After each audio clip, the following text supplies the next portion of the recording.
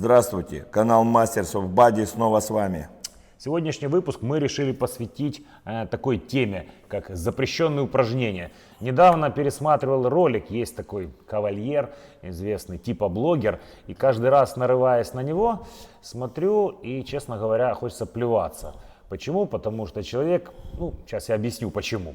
Вот. И это будет первая половина выпуска. Не только он один, есть несколько таких разных блогеров, которые пытаются, вызвать к себе уважение или поднять свой авторитет за счет, кидая тень на устоявшиеся, Андрюха сказать, устои, принципы в бодибилдинге. И на этом зарабатывают какой-то свой капитал.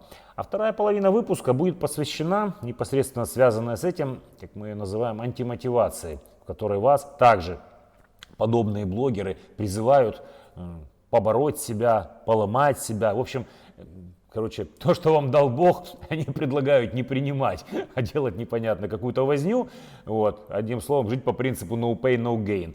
То переведем по-своему. Особенно поломать, да? Что значит поломать? Поломать, Вы да. приходите в зал психику. Кайфовать, а не поломать. Это мы потом, Андрюха, разберем, да.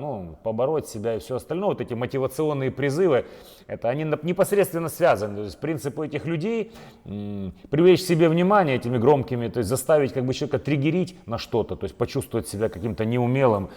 И, к сожалению, многие на это ведутся, особенно если блогер уже наработал каким-то образом все подписчиков, его мнение считается авторитетным. И в таком случае у человека либо тренировки теряют КПД свой, если он следует таким советам, либо он заходит просто в эмоциональный тупик, следуя таким мотивационным призывам, ломая себя какое-то время, превосходя себя, как они говорят, дисциплинируя себя. Он загоняет себя в эмоциональный тупик, потом может бросает привести к перетренированности из-за не мозгов. только перетренированности, он может просто все бросить. Я скажу Для него это просто, будет как антимотива.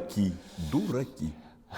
Да, мы, может быть, не самые умные, но сегодня мы поделимся своим мнением, и не только нашим.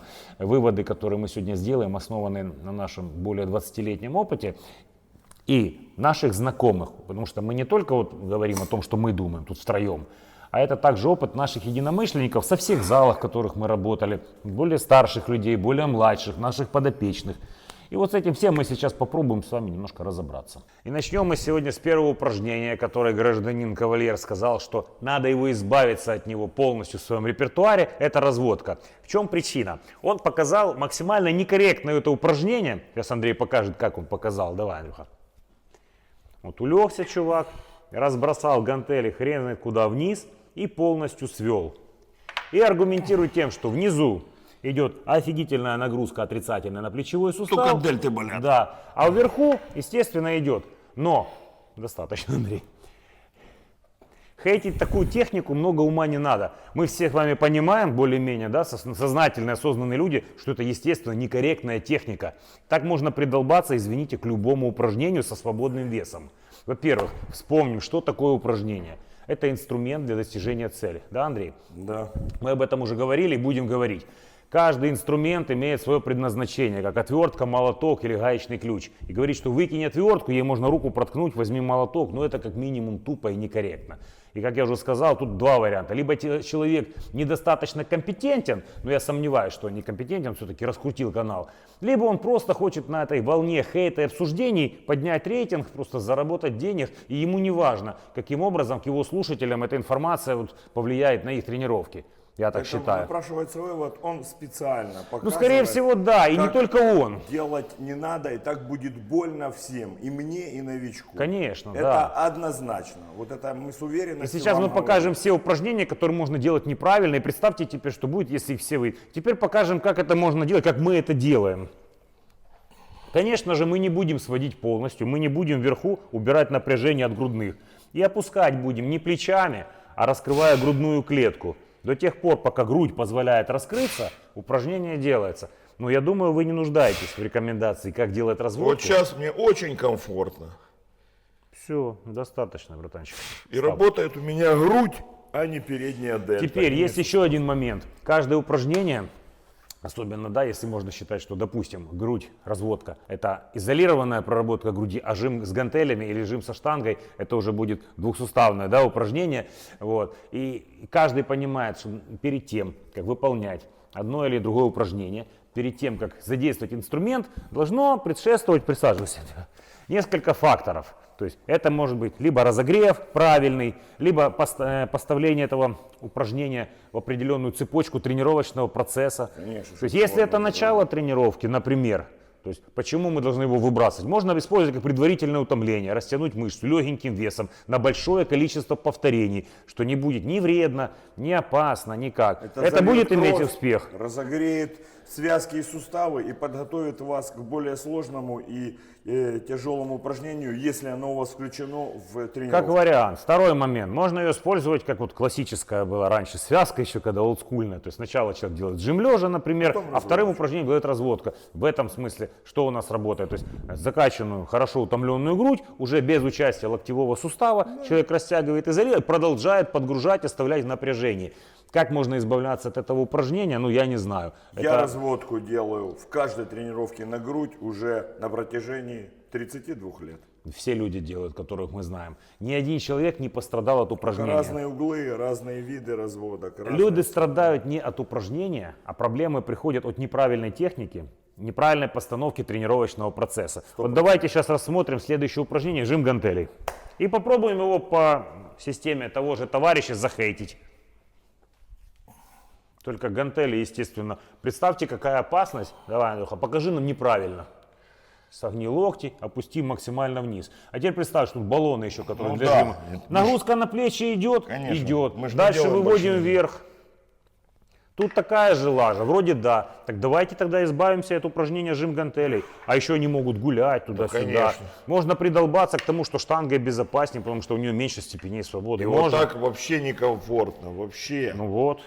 Только растягивается у меня, грудь растягивается, да, но она растягивается болезненно и опять плечо тянет очень сильно. Но есть же правильная техника, которая более Конечно. неправильная, а более корректная. То есть можно раскрыться, вывести локти по оси и начать работать, пум, не давая расслабляться. И так Постоянно далее и тому держа в подобное. напряжении Хорошо. Следующее берем упражнение, которое тоже можно выкинуть. Давайте возьмем обычный жим Вот смотри, я штанги поделал лежа. 2 повторения, и у меня сразу налилась вверх груди, и вот эта часть, когда правильно я четко сконцентрировался, и сразу она налилась. Вот, обратите внимание. Теперь можно захейтить следующее упражнение, которое всем известно, жим лежа. Давайте от него откажемся. Почему? Потому что тут, представьте, вес уже в 2 раза больше или в 3, чем в разводке, а то и в 4. Люди жмут, там, извините, все больше 100 килограмм. Представляете, какая будет работа на плечи? Да, Андрюха, показывай. И вот берем и начинаем сжать. Можно так показать в стиле этого товарища? И не только этого. Можно. Давайте откажемся от этого упражнения. Давайте заменим его резинками, кроссовером, чем он там еще показывал. И я думаю, ни у кого не возникнет вопросов о важности этого упражнения или сомнений. Все знают, что это, для чего это и куда это. Ну, сейчас мы будем дальше показывать, что нельзя делать. Пошли. Альтернатива, блин. Это то, чем предлагают заменить разводку, то, чем предлагают заменить, говорят, что это будет очень безопасно и классно. Ну, тогда можно вообще покинуть тренажерный зал, всем уйти на турнички на пляж, зато будет безопасно. Да? Как мы летом. Как мы летом, да. Класс. Классно. Плечо не выворачивается, станем. Фу. Это он так, он говорил так.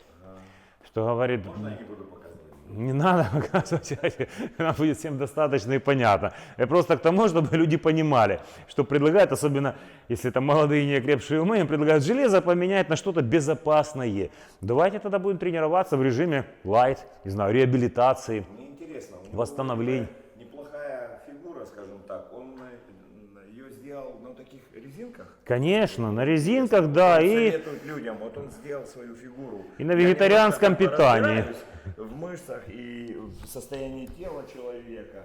Если бы мне он в глаза такое сказал, ну извините, я бы, скорее всего, что заматюкался, плюнул бы ему в лицо и сказал, что ты глубокий врун. да, Андрюха, но дело в том, что не только он. Таких роликов, в принципе, попадается множество, почему мы решили сегодня сделать этот выпуск.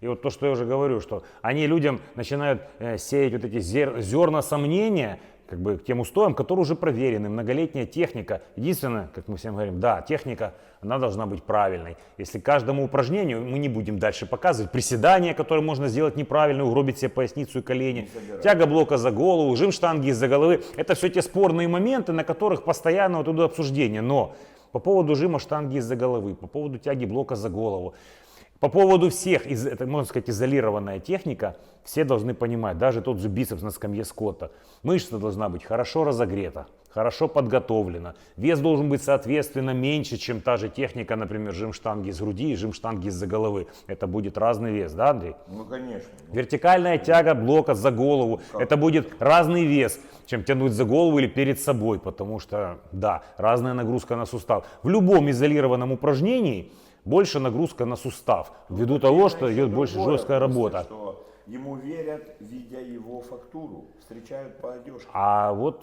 слушай, И как бы хотелось бы посмотреть, не конкретно я сейчас на него хочу сказать, а на этих людей, которые верят и уверены, и доказывают их тренировку, хотя бы там полугодовую, как они тренируются. ну, дело в том, что да, никто этого не проверит, и они вроде бы как ничего плохого не советуют, Ничего потому что плохого. человек не навредит себе, вроде бы как да. Но о том я говорю, что КПД тренировки может быть гораздо ниже, и вы просто объединяете свой процесс, делаете его более скудным. Вместо того, чтобы подумать, как делать правильно то или иное упражнение, говорить, что давайте его Я выкинем. даю голову на отсечение, что такое тело, как у него и у других товарищей, сделать вот с такими вот моментами Ну, невозможно. В том-то и фишка. Ребята, Он как это невозможно. преподносит, Андрей? Вообще невозможно. Послушай, он и говорит, что типа я вот делал и своим опытом понял, что это неправильно делать не надо. То есть я сделал, а вы не делаете. Я делал Ну не только он, многие типа на своих 50 лет ошибках. подряд, а теперь я 5 месяцев так не делаю и понял, что 50 лет. Мы это же тоже больше, так с да. тобой как бы, да, делимся своими ошибками, делимся Конечно, своим У нас опытом. ошибок миллион было, я это не скрываю. Естественно. И Вот. все, и были травмы по дурости, и было... Поэтому давайте немножко подытожим, друзья, особенно начинающие, которые вот хотят добиться все-таки успехов, прогресса и да, действительно сохранить здоровье. Прежде чем воспринимать какую-то информацию по поводу, вот, особенно радикально озвученную, типа избавьтесь, или только это упражнение вам поможет, или делай только так и больше никак, всегда анализируйте. Посмотрите несколько источников, посмотрите предысторию тех же упражнений, что здесь плохого, посмотрите разные, как люди делают разные техники, если уже вы как бы хотите действительно еще докопаться до истины. Пробуйте делать все, не бойтесь, но с умом, как сказал Костя, и правильно пробуйте, и вы найдете свой нужный тренинг. Но никак это не будет связано с резиночками. Это Нет, дело даже не в резиночках, Натан. Дело не в резиночках, дело в том, что просто, ну зачем себе делать скудную жизнь такую, она и так у нас не самая разнообразная, при том, что, как бы опять же, аргументом человека является изначально некорректная показанная техника. Сегодня ролик вышел, где он показывал протяжку и говорят, что это самое вредное упражнение, которое может быть. Я уверен, он ее тоже будет задирать выше крыши, грузить ключицу и говорить, что это вредно. Хотя на самом деле никто ее нормально не делает, все делают правильные техники. делаем только вот это. Ну, правильно, да. Ну, начиная выполнять любое упражнение, если делать неправильно, оно будет вредно. Особенно со свободным весом. Так можно брать каждое упражнение из базовых и все вычеркивать, потому что везде есть риски, особенно если делать неправильно. Поэтому в чем суть? Почему мы сейчас перейдем плавно ко второй части нашего выпуска? То есть вот эти навязанные стереотипы, они многим людям мешают жить. Так же, как и следующая часть нашей программы, это антимотивация, которая советует вам, не знаю, побороть себя. Недавно мне попался такой пост одного тренера, который, хоть даже и знакомый мой, но это не только. Это у многих такая вот тема, часто она попадается, слишком часто. Это побори себя. Главное побороть себя. Типа вот самый главный враг сидит внутри. Вы задумайтесь на секундочку, к чему вас призывают. То есть в тебе сидит враг какой-то там, ленивое такое существо, которое ты должен побороть, демонов, блин. То есть тебе уже навязывают тот стереотип, что ты уже какой-то неполноценный. Понимаете? Вас Бог создал, вы божественное создание. В каждом из нас частичка Бога. Бог наш Отец. И вам говорят, что в то же время, то есть вы неполноценный, вам надо себя побороть, вам надо себя переделать, вам надо себя дисциплинировать и прочее бла-бла-бла. Другими словами, no pain, no gain. Как это там переводится? Типа без боли нет доли? Да. Ну, я немножко по-другому скажу, хоть матюкаться и нельзя по-нашему, это говорят, без пиздюлины, как без пряника. Теперь подумайте, кому, какому обществу подходит этот стереотип. Не знаю, скоту какому-то безмозглому, который не может без палки подумать мозгами и сделать так, как надо. Да прежде всего вы приходите кайфовать в любой вид спорта. Вот. Кайфовать. Чтобы кайфовать, в первую очередь, надо себя понять, от чего вы кайфуете, попробовать.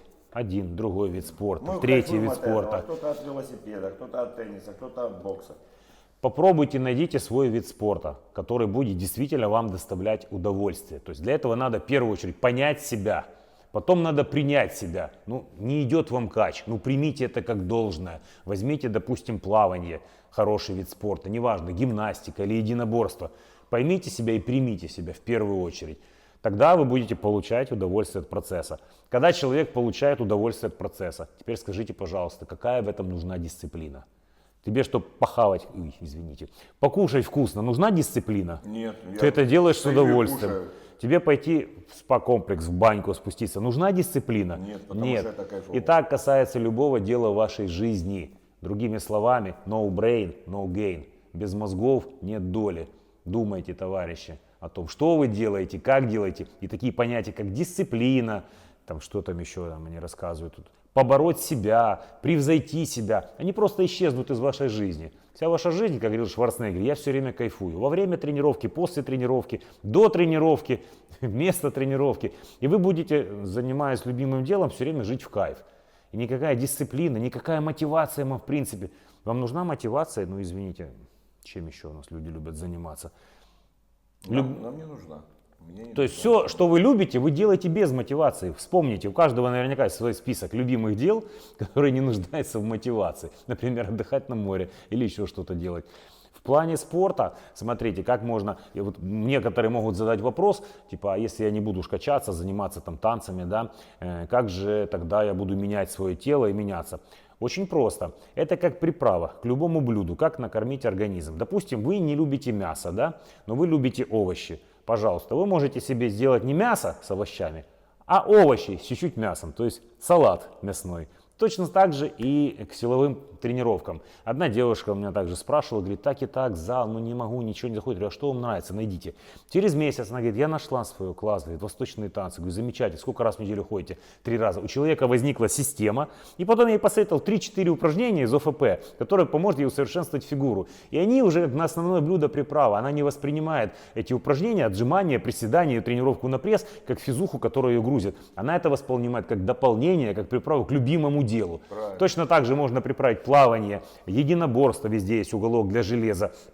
Неважно какие еще, велосипед, кто занимается, может выехать на природе, поподтягиваться, поотжиматься, с теми резинками поработать. И тогда вы будете все равно кайфовать, вы не будете расценивать это железо, как, ну, некоторым это скучно, ну, допускаю.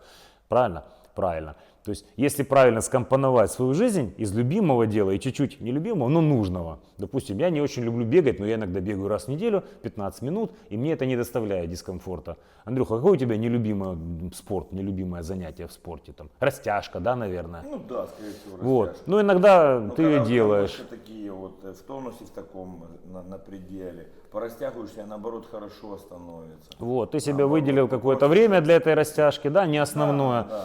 Да, не гимнаст, как вы видите, но на фоне общего любимого дела это не вызывает у него никакого Потом недовольствия. кайф это вызывает. Дисциплина тебе нужна, чтобы делать эти 5 минут растяжки? Нет. Не нужна, правильно. Мой организм сам подсказывает. что Так же, просто как и пора, мне, не нужно хочется. раз в неделю бегать. Он Димончик боксом занимается, приправляя, так сказать, свое железо к тому, чтобы продышаться. Да, Дим? Ну и велосипед. Вот, кстати, да. У Димыча Кстати, велосипед, бокс. Это у нас самый продвинутый пользователь вне зала. Качок наш.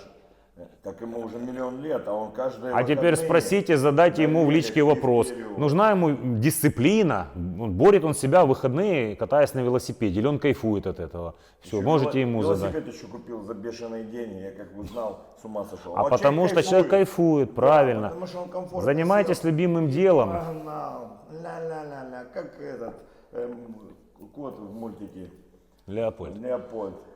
Короче, друзья, это мы к чему все это говорили? Это мы объясняем девиз нашего канала, который вы можете видеть на заставке. No brain, no gain. Поймите себя, примите себя и пользуйтесь этим по жизни, кайфуйте. Кайфуйте, кайфуйте всегда. Жизнь очень быстрая. И Да, в жизни и так много проблем, не создавайте их себе сами. Не надо заниматься самобичеванием, ломать себя, еще заниматься не пойми чем, то, что вам не нравится. А если не можете составить себе план, посоветуйтесь с профессионалами, с разными людьми, которые на ваш взгляд, даже мы не будем говорить, на ваш взгляд добились чего-то, и можете советоваться с разными людьми, собирайте информацию, будьте пытливыми, и тогда у вас все получится. Правильно? Правильно. И не слушайте навязанное вам мнение. Да. Вот если вам что-то навязывают, это уже против вас будет направлено по-любому. 100%. Вами просто так легче будет управлять. С вами был канал Masters of Body. Мы желаем вам кайфовать по жизни от любимого спорта. Благодарим клуб Orange за предоставленную возможность съемок. Да, заходите к нам в описание наших роликов, читайте информацию, которую мы для вас готовим, ставьте лайки, подписывайтесь, комментируйте, фидбэки. В общем, все приветствуется, любая ваша активность и обратная связь. До новых встреч. Заходите к нам в комментарии. Обязательно.